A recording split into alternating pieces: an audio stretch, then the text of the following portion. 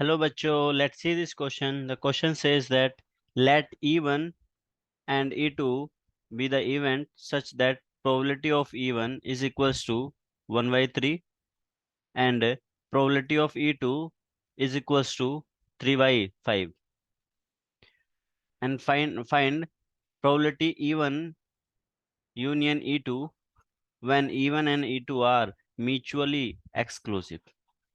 तो चलिए बच्चों शुरू करते हैं। क्वेश्चन में क्या गिवन है?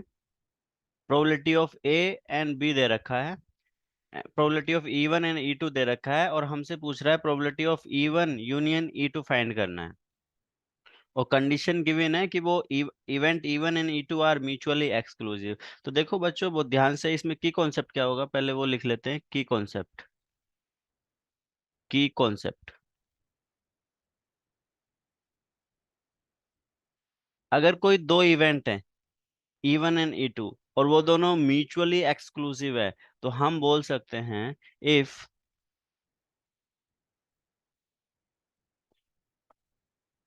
Event E one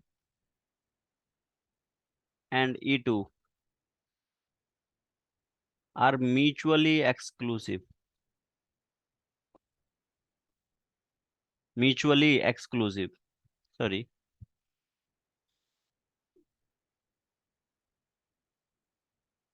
mutually exclusive। तो देखो बच्चों क्या होता क्या है mutually exclusive. Probability of A intersection B किसके इक्वल होती है? जीरो। वो एक दूसरे में कोई रिलेशन नहीं होता है उनका। इसका मतलब है probability of E one intersection E two किसके इक्वल होता है? जीरो। यही इसमें मेन कॉन्सेप्ट है। अब देखो क्वेश्चन में पूछ क्या रहा है। क्वेश्चन में पूछा है probability of E one union E two निकालना है। तो इसका हमें फॉर्मूला पता है, क्या होता है? Probability of E one union E two किसके इक्वल होता है?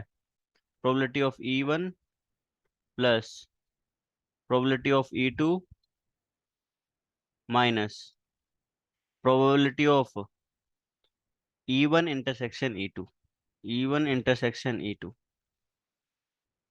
और जो हमें क्वेश्चन में दे रहे, हमने ये क्वेश्चन में कंडीशन दी है म्यूचुअली एक्सक्लूसिव है, तो हम बोल सकते हैं ये जीरो के इक्वल होगा।